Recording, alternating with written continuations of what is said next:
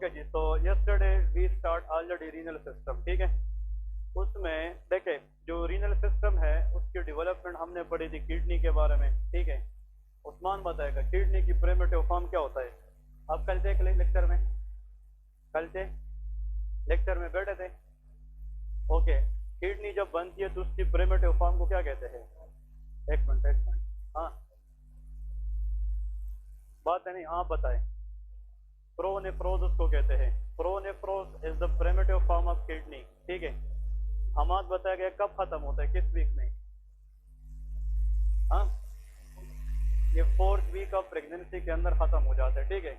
और जब प्रोनेफ्रोज खत्म हो जाए तो उसके बाद कौन सा स्ट्रक्चर आता है, उमेर। एक उमेर ये है यार, उमेर सारे तो नहीं है। हाँ उमेर, हाँ आप नहीं थे, हाँ जी मेहरबानी। प्रोनेफ्रोज जब खत्म हो जाए, यार सलाउद्दीन ना बताया, आप उधर देखे यार, किधर आपने मुंह किया है। तो वो what is the next structure after pronephros in the kidney development, mesonephros, ठीक है। मीजोनेफ्रोज अदनान बताए किन दो स्ट्रक्चर की कॉम्बिनेशन से बनता है। Mesonephros is a combination of two things. क्या था ना देखे, हाँ मीजोनेफ्रिक डक्ट और मीजन, हाँ जी मीजोनेफ्रिक टिब्यूल, ठीक है, इससे बनता है। मीजोनेफ्रिक डक्ट से क्या बनता है, हाँ ओके। ये मीजोनेफ्रिक डक्ट हाइंड गट के अंदर क्लोएका में ओपन होता है, उससे वो बनता नहीं है, उसमें ओपन होता है। बट मीजोनेफ्रिक डक्ट एक बर्ड देता है, इसको यूरिटेरिक बर्ड कहते हैं। यूरिटेरिक बर्ड से क्या बनता है, हाँ एक मिनट, हेलो, जो बातें करेगा उससे पूछूंगा, जो शरीफ बैठेगा वो बस सही है। हाँ, कलेक्टिंग डक्ट बनते, यूरेटर बनता है। Ureter, renal pelvis, minor calyces, major calyces और पेपेला, ठीक है, ये सारे के सारे कहाँ से, यूरेटर से बनते हैं, यूरिटेरिक बर्ड से। मीजनकाई मल्टीट्यूड से क्या बनते हैं, आदि बताएगा शाबाश। मीजनकाइमल टिश्यू या इसको कहते हैं mesonephric tissue, metanephric tissue. Okay, वो आगे एक्सटेंड होगा तो जो मेटानेफ्रिक मीजनकाइम टिश्यू है उससे Bowman capsule, glomeruli, PCT, DCT और लूप ऑफ हेनले ये बनेगी, ठीक है। फिर इसके बाद हमने ये डिस्कस किया था, हाँ जी आप बताएं किडनी किस लेयर की ओरिजिनेशन से बनती है। एम्ब्रियोलॉजिकली किडनी कहाँ से बनती है, एक्टोडर्म, मीजोडर्म, कौन सी मीजोडर्म से, इंटरमीडिएट मीजोडर्म से। कहाँ से, इंटरमीडिएट। एसाक बताएगा किडनी जब इनिशियली बनती है तो किस एरिया से बनती है, लंबर से या सेक्रल से। सेक्रल एरिया जिसको पेल्विक एरिया कहते हैं, और before birth of the baby इससे ऊपर आना होता है कहाँ पे, लंबर एरिया। तो बर्थ के बाद kidney lies in the lumbar area, but initially it is going to form from the sacral area. तो सेक्रल एरिया से जिस तरह टेस्टिस एब्डोमेन में बनती है और बिफोर द बर्थ ये स्क्रोटम में जाती है, तो किडनी सेक्रल एरिया में बनती है, बट बिफोर द बर्थ ये असेंड अप हो जाती है किस एरिया में, लंबर एरिया में, ठीक है जी। हाँ आप बताएं पोर्टर सिंड्रोम का वजह क्या है, नहीं पढ़ा है, हाँ आप बताएं। हाँ उधर वजह नहीं है, हाँ हाँ what is the reason of Potter syndrome, हाँ डिक्रीज, वो तो उसका फीचर है, वजह क्या है। Okay, as far as renal, हाँ एजेनेसिस मीन, रीनल एजेनेसिस का मतलब कि this is the strongest factor for Potter syndrome, she is right, ठीक है। क्योंकि किडनी नहीं होगी तो there will be no urine, urine नहीं होगी ओलिगो हाइड्रोमनियोस होगी, ठीक है। उसमें pulmonary hypoplasia, twisted limb, twisted extremities आएगी, डिफेक्ट्स आएगी और इसमें किडनी एब्सेंट हो जाती है, ठीक है जी। पोर्टर सिंड्रोम इसकी लाइफ एक्सपेक्टेंसी अच्छी है कि बुरी होती है, शाबाश आप बताएं। लाइफ, हाँ लाइफ एक्सपेक्टेंसी पोर्टर सिंड्रोम के गुड है कि पुअर है, मतलब बच्चे की रहने की चांसेस पुअर है। अगर बच्चा मर सकता है पल्मोनरी प्रॉब्लम की वजह से, क्योंकि बच्चे की जो लंग्स है वो प्रॉपर नहीं बनी होती है। तो the common cause of death in porter syndrome is pulmonary hypoplasia, ठीक है।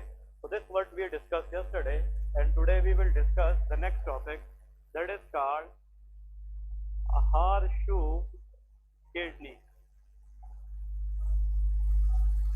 ठीक है। बस बस अब सारे खुश हो गए, क्वेश्चन खत्म, ठीक है ना। कल से फिर रिपीट करूंगा इस तरह, ठीक है, पढ़ के आया करें। ओके, हार्शू किडनी का मतलब यह है, लिखे अ कंडीशन, बस प्लीज बात है नहीं, in which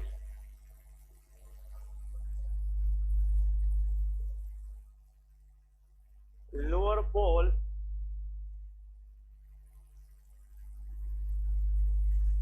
of the kidney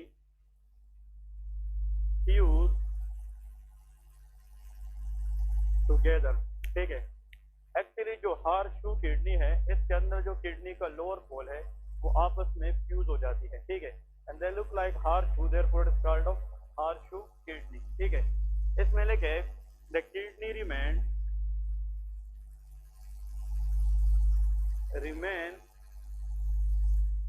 in sacral area, ये कहां पे रह जाती है, sacral area, and does not reach to lumbar region. देखिए जब किडनी की लोअर पोल, ठीक है, आपस में जुड़ जाती है, फ्यूज हो जाती है, तो ये फिर वही जगह तक ही रह जाती है और इसका जो ऊपर जाना है वो खत्म हो जाता है। तो हार्शू किडनी के अंदर kidney remain in the sacral area but they can not ascend up into the lumbar region, ठीक है। नेक्स्ट इसमें लिखे important MCQs question, the structure which prevent its ascent movement, मतलब वो स्ट्रक्चर जो इस फ्यूज किडनी के दरमियान आ जाए, रास्ते में आ जाए और उसको ऊपर जाने से रोके, that is one of the artery which is inferior mesenteric artery. Clear है? Please this is the MCQs question, inferior mesenteric artery, and this is the artery which mainly supplies blood to the large intestine। ये किसको blood देती है? large intestine, which is known as IMA, inferior mesenteric artery। देखे जब sacral area के अंदर kidney आपस में नहीं जुड़े होते, वो अलग अलग होते, तो फिर इस तरह लेटरली ऊपर आती है और अपनी जगह पे आकर खत्म हो जाती है। लेकिन जब किडनी की लोअर पोल फ्यूज हो जाए तो उसको ऊपर जाने के लिए इस आर्टरी को गुजरना होता है, लेकिन ये आर्टरी किडनी को सैक्रल एरिया से कहां पे नहीं जाने देता? लंबर एरिया, तो फिर किडनी नीचे ही रह जाती है।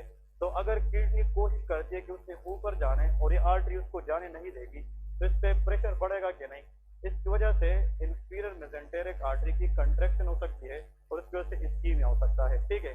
और ये जो इंफीरियर मेसेंटेरिक आर्टरी है, ब्रांच ऑफ एब्डोमिनल एओर्टा, ये किसकी ब्रांच है? Branch of abdominal aorta at the level of L3, कहां से निकलता है? L3 लेवल से निकलता है। इसमें याद रखें these patients usually asymptomatic। देख इन लोगों में किडनी पूरी की पूरी बनी होती है, नेफ्रॉन भी ठीक होते हैं, लेकिन इसका जो किडनी है वो नॉर्मल जगह पे पहुंचती नहीं है। तो actually these patients usually asymptomatic but later in life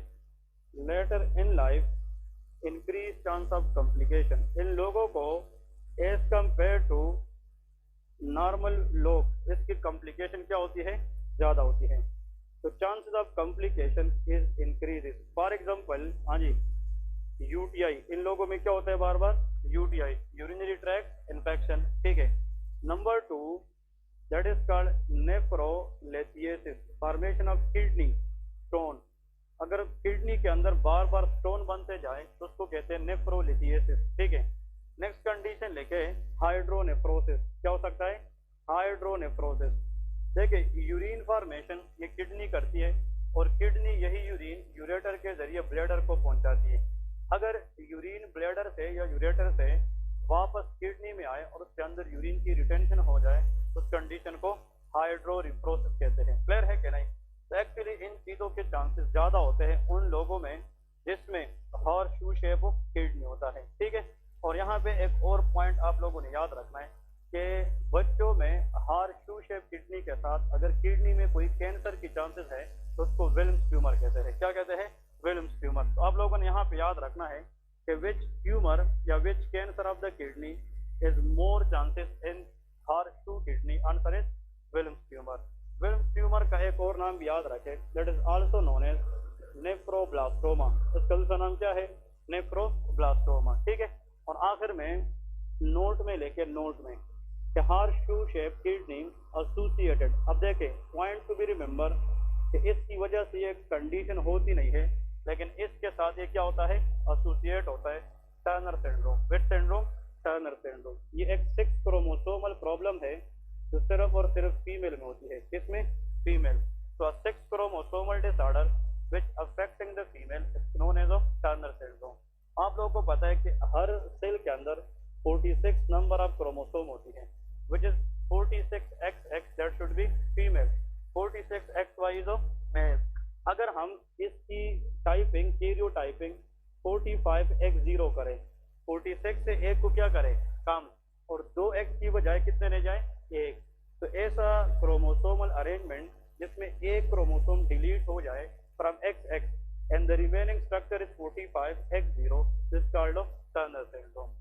Turner syndrome की जो फीमेल्स होती है उसमें नंबर 1 शॉर्ट स्टेचर, उन फीमेल की जो हाइट है वो शॉर्ट होती है, वेब नेक होती है, वाइड स्पेस ब्रेस्ट होती है, और एमिनोरिया। उन फीमेल के अंदर मेंस्ट्रुअल साइकिल नहीं होती, एमिनोरिया। तो कहने का मतलब ये है कि हार्श शू किडनी अगर मेल में हो जाए तो कोई क्रोमोसोमल एब्नॉर्मेलिटी उसके साथ एसोसिएट नहीं होती, लेकिन in case of female it is highly associated with which syndrome, Turner syndrome. ठीक है जी, ये क्वेश्चन में आ सकती है। अब क्वेश्चन में दो बातें याद रखें। नंबर 1, हार्श शू शेप किडनी के अंदर ऐसा कंडीशन जिसमें किडनी के लोअर पोल आपस में फ्यूज हो जाए और वो सेकल एरिया से ऊपर ना सके because of resistance to which artery, inferior mesenteric. ये बार बार क्वेश्चन में आता है।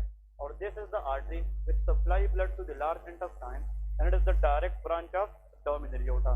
फिर नेक्स्ट एमसीक्यूज ये है कि हार्श शू शेप किडनी अगर किसी क्रोमोसोमल डिसऑर्डर के साथ एसोसिएट हो सकती है और फीमेल में, तो उसका नाम क्या है, टर्नर सिंड्रोम है। ठीक है जी, तो प्लीज ये इसके जनाब पॉइंट्स आप लोगों ने याद रखने हैं। एक रेयर कंडीशन होता है वो हम नहीं पढ़ेंगे because not came in the exam and not also seen in the patient usually, इसको कहते हैं multi dysplastic cystic kidney disease. वो हम आगे पढ़ेंगे, ऑटोसोमल किडनी डिजीज के साथ ही मैं डिस्कस करूंगा। तो अभी तक आप लोगों को किडनी की डेवलपमेंट एम्ब्रियोलॉजी पता होना चाहिए कि प्रोनेफ्रोस, फिर मीजोनेफ्रोस, फिर मेटानेफ्रोस। ठीक है, और फिर किडनी के साथ एसोसिएटेड हमारे पास दो कंडीशन हमने पढ़े हैं, पोर्टर सिंड्रोम या पोर्टर सीक्वेंस और हार्श शू किडनी। ये इसकी एम्ब्रियोलॉजी है मैंने। ठीक है, अब हम स्टार्ट करेंगे आज से फिजियोलॉजी ऑफ द किडनी की फिजियोलॉजी क्या है। तो उससे पहले हम सबसे पहले लेकिन नेफ्रॉन्स के बारे में डिस्कस करेंगे।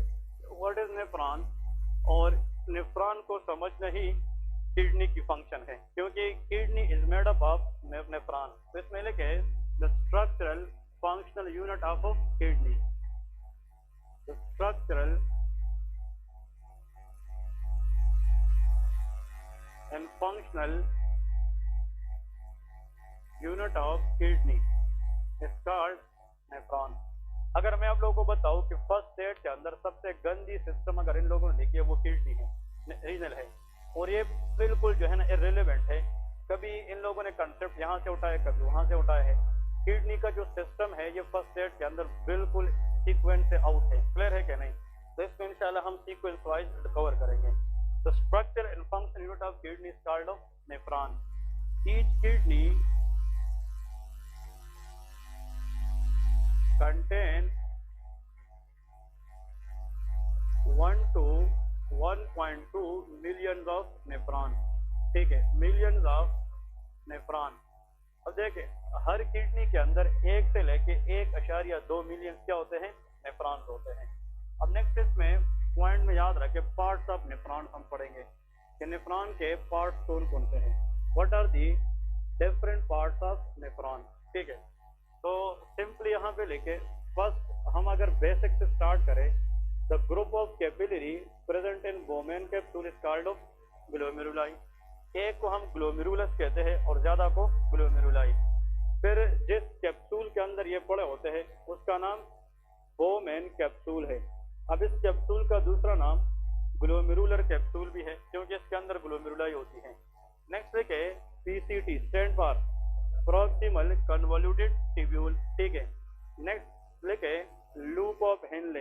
इसमें क्या आता है, लूप ऑफ हेनले। लेकिन जो लूप ऑफ हेनले है इसमें लेके thin descending limb, thin descending limb and thick ascending limb। ये इसलिए इम्पोर्टेंट है कि इस लिम्ब के अंदर डिफरेंट न्यूट्रिशन की रीअब्जॉर्प्शन होती है। We will discuss it. और यहाँ पे लूप डायूरेटिक्स का नाम सुना होगा, वो काम करते हैं। वी विल डिस्कस कि वो किस किस एरिया पे काम करते हैं। नेक्स्ट एक है DCT, डिस्टल कन्वोल्यूटेड ट्यूब्यूल, ठीक है। फिफ्थ के बाद 6 नंबर लेके कोलेक्टिंग डक्ट। इसके बाद क्या होता है? Collecting duct.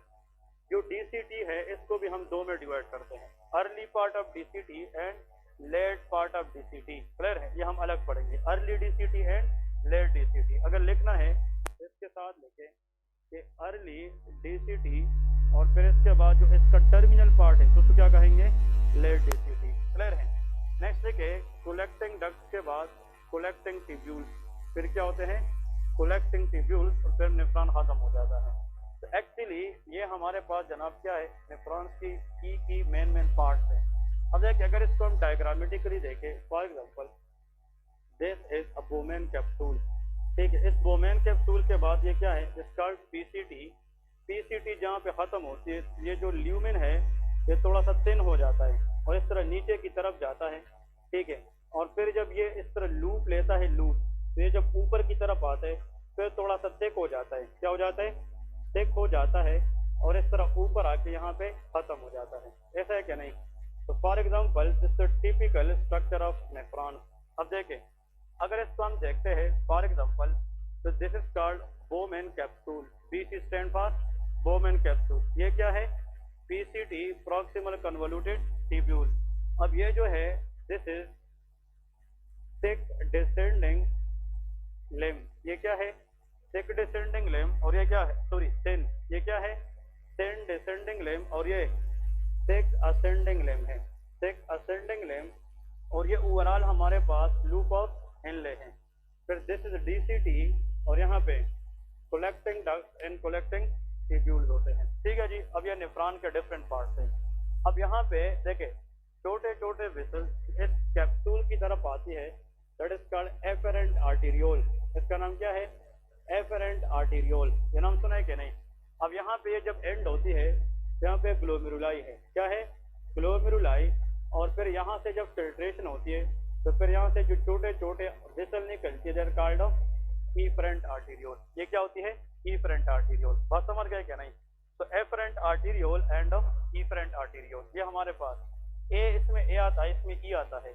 ए बार अप्रोचिंग टुवर्ड ग्लोमेरुलाई। ये जो एफेरेंट आर्टेरियोल है ये ग्लोमेरुलाई को ए मीन अप्रोच कर रहे हैं। और ये जो आर्टेरियोल है इसमें ई है, ई बार एग्जिट फ्रॉम ग्लोमेरुलाई, ये ग्लोमेरुलाई से निकल रही है, ठीक है जी।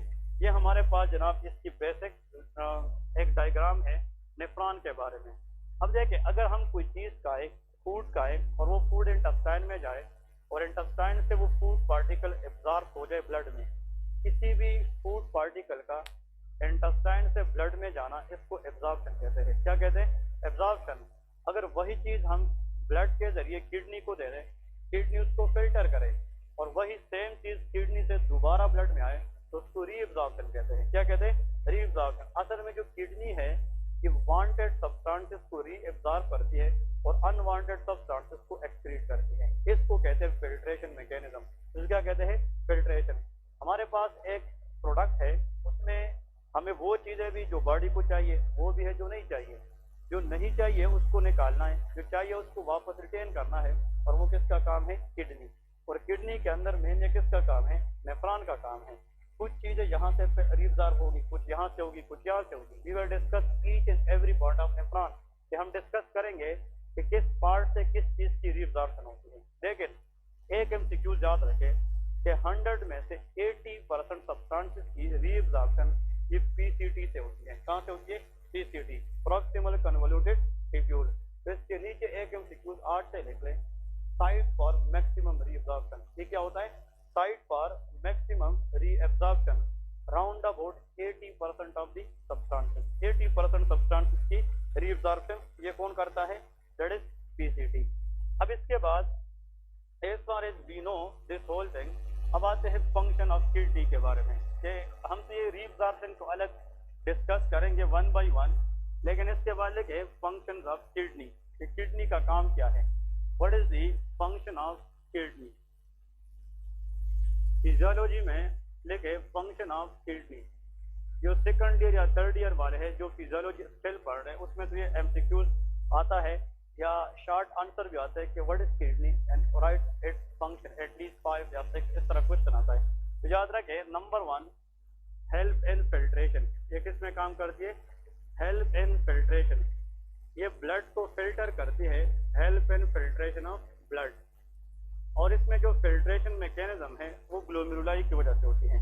एक तो ब्लड की फिल्ट्रेशन करती है, number 2 it remove toxins from the body, it remove toxins from the body. Body के अंदर जितनी भी टॉक्सिन्स है जो नहीं चाहिए वो यूरिन की शक्ल में इसको बाहर निकालती हैं। तो ब्लड को फिल्टर करना और बॉडी से टॉक्सिन को निकालना, that is the function of kidney, ये किडनी का काम है। फिर नेक्स्ट इसमें लिखे किडनी के एक और काम में ये आता है, फॉर एग्जांपल इट रिलीजेस, हाँ जी, इट रिलीजेस अ प्रोटीन, ये एक प्रोटीन बनाता है विच इज कॉल्ड एरिथ्रोपोएटिन, याद है कि नहीं, विच इज कॉल्ड एरिथ्रोपोएटिन, एक प्रोटीन बनाता है जिसको हम क्या कहते हैं, erythropoietin, which is simply known as EPO। इसको भाई एमसीक्यूज करें। जो एरिथ्रोपोएटिन है ये एक प्रोटीन है, ये किडनी से आता है और ये जाकर RBC की प्रोडक्शन को इंक्रीज करता है। जहाँ पे लेके कि इस प्रोटीन का काम ये है, इट स्टिमुलेट, हाँ जी, एरिथ्रोपोएसिस, ये किसको स्टिमुलेट करता है, erythropoiesis. Erythropoiesis is a process through which we can produce RBC बनाने के तरीके को क्या कहते हैं, एरिथ्रोपोएसिस। और ये कौन करता है, एरिथ्रोपोएटिन। अब जो एरिथ्रोपोएटिन है, अब देख अगर हमारी बॉडी में ऑक्सीजन की मिकदार कम हो जाए, दैट इज कॉल्ड हाइपोक्सिया। अब ऑक्सीजन कम का मतलब यह है कि हमारे टिश्यू को ऑक्सीजन नहीं मिल रही और ऑक्सीजन को कैरी करना किसका काम है, हीमोग्लोबिन। अब ऑक्सीजन अगर नहीं है इसका एक मतलब ये भी है कि हीमोग्लोबिन की मिकदार क्या है, कम है। अगर गाड़ियां नहीं है तो ट्रांसपोर्टेशन कम है, तो हमने गाड़ियों को बढ़ाना है, RBC को बढ़ाएंगे तो HB भी बढ़ेगा। और हाइपोक्सिया की वजह से किडनी क्या बनाती है, एरिथ्रोपोएटिन, और ये जाकर बोन मेरो में RBC की प्रोडक्शन को इंक्रीज करती है। क्लियर है। तो ये क्वेश्चन भी बार बार आता है, the strongest stimulus for the release of erythropoietin, answer is hypoxia. वो क्या होता है, हाइपोक्सिया। अगर किसी ने लिखना है साथ में लिख ले, because it's asked in the exam multiple time कि जो किडनी है ये कब एरिथ्रोपोएटिन बनाएगी, जब बॉडी के अंदर ऑक्सीजन की मिकदार क्या हो जाए, कम हो जाए, that is called hypoxia. So hypoxia is the stimulus for erythropoietin, or erythropoietin come from the kidney and it help in RBC production. तो अगर erythropoietin नहीं है तो RBC जो है उसकी प्रोडक्शन क्या हो जाती है, कम। एनीमिया हो सकता है कि नहीं, इसलिए किडनी पेशेंट के अंदर क्या होता है, HP का लेवल कम होता है, क्योंकि जो लोग गुर्दे के मरीज होते हैं उसमें गुर्दे काम नहीं करते, एरिथ्रोपोएटिन नहीं बनेगा। जब ये नहीं बनेगा तो RBC प्रोडक्शन भी नहीं होगा, तो there will be anaemia. Clear है। नंबर 2, तो इससे एक MCQs क्लियर हो गया। The cause of anaemia in CKD patient is decrease production of erythropoietin. Clear है। फिर नेक्स्ट इसमें लेके जो किडनी है इसका एक काम यह है, इट हेल्प इन मेजॉरिटी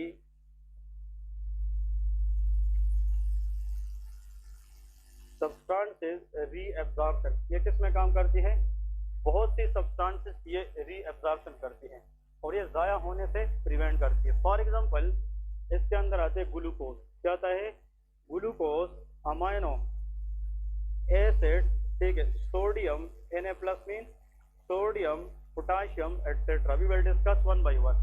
बहुत सारी चीज़ें हैं कि किडनी से फिल्टर होके इसको ये आगे जो है ना यूरिन में जाने नहीं देती। अब इसका मतलब ये है कि इसको रीअब्जॉर्ब करती है और दोबारा कहाँ पे ले आती है, ब्लड में ले आती है। ठीक है, ठीक है, ब्लड में ले आती है, that is called reabsorption. Next इसमें another very important point to remember, it releases renin. ये क्या बनाती है, रेनिन। ये भी आप लोगों को नाम सुना होगा, ये रेनिन सिक्रीट करती है। रेनिन भी एक प्रोटीन है जो किडनी से आती है, तब आती है जब सोडियम का लेवल बॉडी में कम होता है। क्लियर है। अब ये याद रखें जो रेनिन है, रेनिन ये क्या करता है, रेनिन जो है ये एंजियोटेंसिन 2 बनाता है। क्या बनाता है, एंजियो, कैसे कि रेनिन एंजियोटेंसिनोजिन को एंजियोटेंसिन 1 में कन्वर्ट करेगा और 1-HE के जरिए 2 में कन्वर्ट होगा। इस 2 का जो प्रोडक्शन है वो किसके आने पर डिपेंड करता है? रेनिन। और ये जो 2 है रेनिन के जरिए ये फिर जाकर एल्डोस्टेरोन को रिलीज करेगा। किस चीज को? एल्डोस्टेरोन। याद है कि नहीं? और aldosterone help in retention of sodium and water, excretion of potassium and hydrogen. मतलब ये पोटाशियम हाइड्रोजन को बाहर निकालेगा और वाटर और सोडियम को रिटेन करेगा। So this is the function of aldosterone. और ये जो एल्डोस्टेरोन है ये भी कहाँ से आता है? शाबाश, ये एड्रिनल ग्लैंड से आता है under the effect of angiotensin 2। अब कहने का मतलब ये है what is the strongest stimulus for erythropoietin? Answer is hypoxia. But what is the strongest stimulus for the renin release? Answer is decrease sodium. क्या होता है? Decrease sodium which is known as hyponatraemia. तो क्या कहते हैं? Hyponatraemia. अब sodium का मिकदार कम हो जाना, उससे बीपी कम होगा कि ज्यादा? कम, क्योंकि जो सोडियम है ये ब्लड प्रेशर को रेगुलेट रखती है। अगर सोडियम कम है तो बीपी भी क्या हो जाती है? कम हो जाती है। अब सोडियम की कमी जो है वो किडनी सेंस करती है और वो क्या रिलीज करती है? रेनिन। और ये रेनिन आखिर में ये दोनों चीजें इसलिए बनाता है ताकि हम लो बीपी को क्या करें? इंक्रीज। तो we can say because of this mechanism kidney has a role in BP regulation. ये क्या काम करती है? Blood pressure regulation. नंबर 6 लिखे, इट एक्टिवेट विटामिन डी। ये किसको एक्टिवेट करती है? Vitamin D. ठीक है, the active form of vitamin D is known as calcitriol. इसका नाम क्या है? कैल्सिट्रायोल। और बायोकेम में अगर आप लोग रिकॉल करें इसका दूसरा नाम था 125 डाईहाइड्रोक्सी कोलीकैल्सिफेरॉल। याद है कि नहीं? 125 डाईहाइड्रोक्सी कोलीकैल्सिफेरॉल और इसका दूसरा नाम है calcitriol and that is the active form of vitamin D. अब एग्जाम में आता है कि how kidney activate vitamin D? Because it contain alpha 1 hydroxylase enzyme. Which enzyme? Alpha 1 hydroxylase. Please जो लोग एग्जाम्स के लिए पढ़ रहे NAB वगैरह ये MCQs हाईलाइट करें कि which of the following enzyme is required for vitamin D activation? Answer is alpha 1 hydroxylase. और ये जो अल्फा 1 हाइड्रोक्सिलेज है ये कहाँ पे बनता है? Epithelial cells of PCT, proximal convoluted tubule. जो PCT है ये तो नेफ्रॉन का हिस्सा है और याद रखें जो PCT है ये क्या करती है? ये अल्फा 1 हाइड्रोक्सिलेज रिलीज करती है और इनएक्टिव विटामिन डी को एक्टिवेट करती है। विटामिन डी का काम ड्यूडिनम से कैल्शियम को एब्जॉर्ब करना और बोन के ऊपर डिपोजिट करके बोन को स्ट्रांग बनाना है। बात समझ गए कि नहीं? तो वीकेंड से कि अगर किडनी काम करेगी तो किस चीज की एक्टिवेशन होगी? Vitamin D. और जितना ये ज्यादा एक्टिवेट होगा तो उससे बोन क्या होंगे? स्ट्रांग। इसलिए किडनी डिस्फंक्शन के अंदर बोन में वीकनेस के चांसेस ज्यादा होते हैं। ऐसी बोनी प्रॉब्लम जो किसकी फेलियर से हो? किडनी। इसको लोग कहते हैं रीनल ओस्टियोडिस्ट्रोफी। तो क्या कहते हैं? Renal osteodystrophy. We will discuss it. तो वी कैन से किडनी की वजह से एनीमिया हो सकता है, किडनी की वजह से बोन के मसाइल हो सकते हैं। ये हमें तब समझ आते हैं when we know the physiology. हमें फिजियोलॉजी पता होना चाहिए। आखिर में 7 नंबर लेके another is it releases prostaglandin. ये क्या रिलीज करती है? प्रोस्टाग्लैंडिन। अब ये जो प्रोस्टाग्लैंडिन है it is a chemical mediator. अब प्रोस्टाग्लैंडिन का काम ये है विच डायलेट एफरेंट आर्टीरियोल। ये किसको डायलेट करती है? Afferent arteriole. ये बहुत इंपॉर्टेंट है, विच डायलेट एफरेंट आर्टीरियोल। तो इसलिए याद रखे जो प्रोस्टाग्लैंडिन है PG, that is a chemical mediator and that is secreted by what? That is secreted by kidney and it can dilate the afferent arteriole.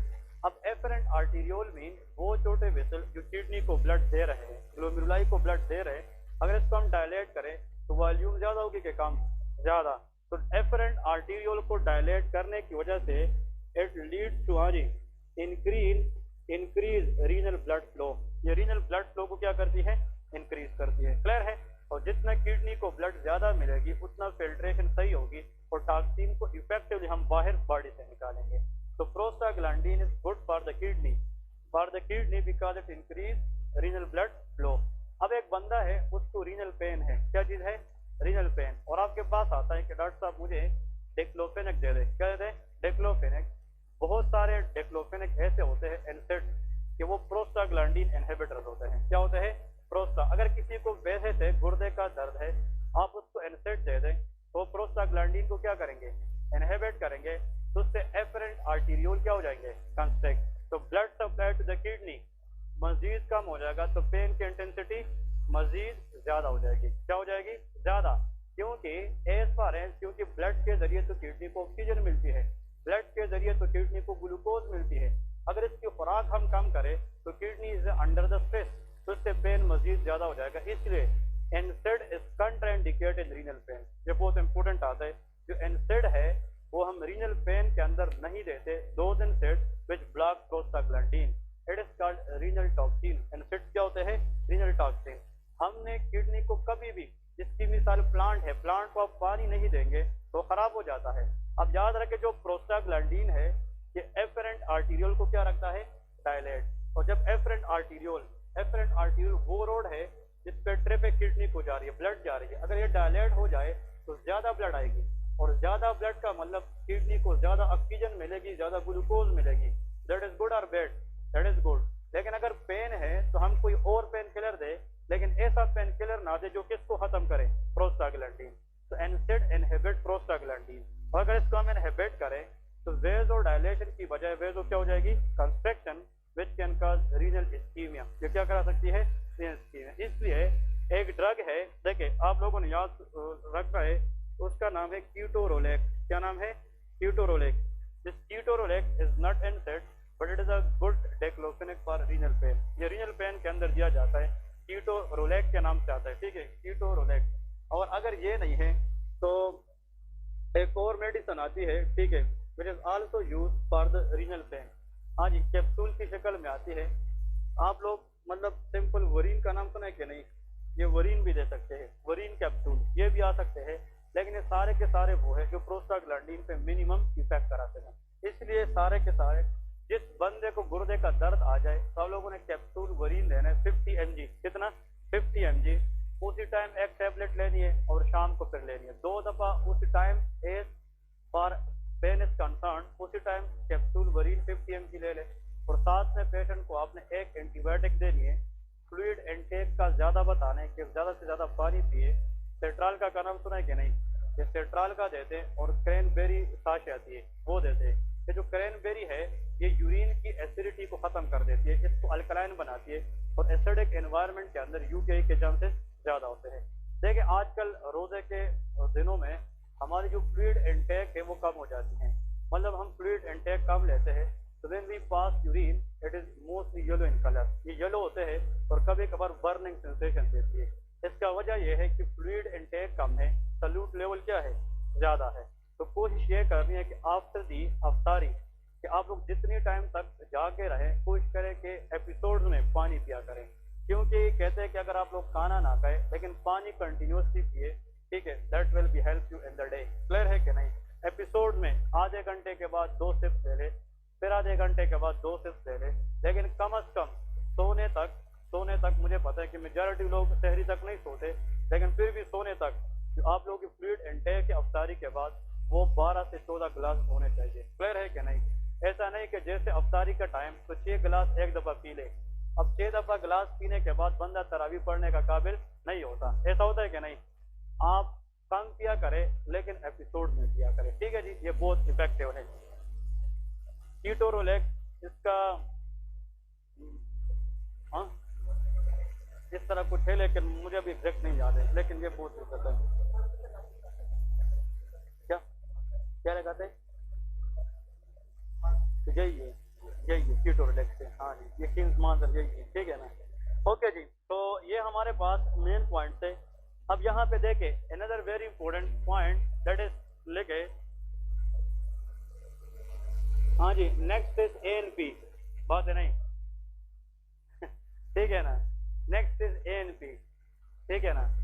हाँ, जिनका विचारों का एक सीट है, ठीक है ना, और मसला ज्यादा क्रिएट करते, ठीक है।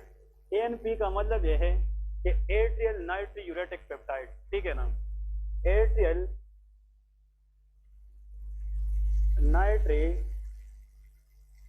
नाइट्रीयूरेटिक पेप्टाइड, ठीक है, ये याद रखें।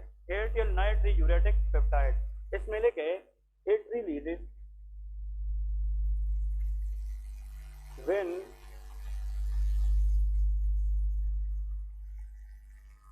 pressure in the atria increases, ठीक है, increases and can cause natriuresis, ये क्या कराती है, natriuresis, and decrease रेनिन, ये किस चीज की रिलीज को कम करता है, रेनिन को भी कम करता है। अब मैं बताता हूँ कि इसका मीनिंग क्या है। एट्रियल नाइट्रियूरेटिक पेप्टाइड, इसका मतलब क्या है, देखें एक्चुअली जब बॉडी के अंदर ब्लड वॉल्यूम बढ़ जाता है तो वीनस रिटर्न क्या होगा, ज्यादा, मतलब हार्ट को जो वेसल ब्लड देते हैं उसको वेन्स कहते हैं।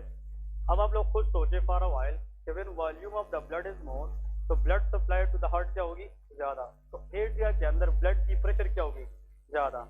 हार्ट पे जब ब्लड की वॉल्यूम ज्यादा आएगी तो इसका मतलब बीपी भी क्या है, ज्यादा है, क्योंकि वॉल्यूम से बीपी बढ़ती है ना। तो जब हार्ट के ऊपर प्रेशर ज्यादा बन जाए तो वो ये सोचेगी कि अब बीपी क्या है, ज्यादा, और बॉडी की कोशिश ये होगी कि बीपी को हाई से क्या करे, कम करे। तो उसका एक तरीका ये है कि हम excess volume of the fluid को यूरिन की शक्ल में बाहर निकालें, लेकिन वाटर के साथ साथ सोडियम का लॉस होना जरूरी है, क्योंकि sodium as far as there in the body it will shoot up the BP, वो बीपी को क्या करता है, शूट अप करता है। अब इधर देखें, जब हार्ट को ब्लड सप्लाई ज्यादा मिलती है तो एट्रियल प्रेशर क्या हो जाता है, ज्यादा। This atrial pressure secrete a substance known as ANP. अब एट्रियल नाइट्रियूरेटिक पेप्टाइड ये किडनी नहीं बनाती, ये एट्रिया से बनाती है। कहां से, एट्रिया, और ये ब्लड के जरिए किडनी में आती है और किडनी के वेसल को क्या करती है, डायलेट, ताकि ब्लड सप्लाई किडनी को क्या करे, ज्यादा, और वो ज्यादा फिल्टर करे ब्लड को और ज्यादा टॉक्सिन निकाले। लेकिन वो यूरिन के साथ साथ किसको भी अट्रैक्ट करता है, सोडियम। तो ऐसा एक्सेसिव यूरिनेशन जिसके अंदर सोडियम भी हो तो उसको हम नाइट्रियूरेसिस कहते हैं। क्या कहते हैं, नाइट्रियूरेसिस। अब जो एएनपी है इसका ओरिजिन क्या है, एट्रिया है। क्या है, एट्रिया, और इसने बॉडी से किसको निकालना है, सोडियम को, और सोडियम हमेशा अपनी तरफ वाटर को अट्रैक्ट करती है। अब याद रखें इसमें नाइट्रियूरेसिस करना है, सोडियम के साथ यूरिन बाहर निकालना है, और ये पेप्टाइड है, प्रोटीन है। क्या है, प्रोटीन है। तो ऐसा प्रोटीन जो एट्रिया सेल से आए और सोडियम को वाटर के साथ किडनी के जरिए बाहर निकाले, उसका नाम क्या है, एएनपी। और इसका काम हाई बीपी को क्या करना है, काम करना है, डिक्रीज करना है। और याद रखे, और side by side JG cell का नाम सुना है कि नहीं, जक्सटाग्लोमेरुलर सेल, जेजी अपरेटस जिसको हम कहते हैं, किडनी के अंदर हम डिस्कस करेंगे। ये जक्सटाग्लोमेरुलर सेल से किस चीज की रिलीज को कम करता है, रेनिन। ये रेनिन इसलिए कम करता है, अगर ये ज्यादा हो गया, ये तो सोडियम बाहर निकालता है, तो सोडियम का वॉल्यूम बॉडी में क्या रह जाएगा, हाँ, सोडियम को हम यूरिन में निकाल रहे तो बॉडी में कम रह जाएगा, और लो सोडियम के खिलाफ क्या बनता है, रेनिन, और इसने तो फिर बीपी बढ़ा रही है। तो ये क्या करता है, न कि सिर्फ सोडियम को बाहर निकालता है, लेकिन किसकी रिलीज को कम रखता है, रेनिन की रिलीज को भी कम रखता है। ठीक है जी, ये जनाब हमारे पास इसके मेन पॉइंट्स थे। ठीक है जी, आगे स्टार्ट करूँ कि नहीं, हाँ हाँ बस, ओके। कल का टॉपिक फिर लॉन्ग है, ठीक है, घंटे का लेक्चर है, आगे हम डिस्कस करें। Kidney is a very very complex system, इसमें कैलकुलेशंस है, मैथमेटिक्स है, कैलकुलेशंस है, कितना परसेंट ब्लड आएगा, कितना परसेंट यूरिन बनेगा, ये सारी की सारी, पर एमएल कितना है, पर मिनट कितना है, ये हमने कैलकुलेट करने हैं। ठीक है जी, ये सारी की सारी हमने चीजें डिस्कस करनी है। ओके जी, नेक्स्ट बात, एक बात सुने, हमने बायोकेम के अंदर जेनेटिक्स का जो पार्ट है वो मोस्ट ऑफ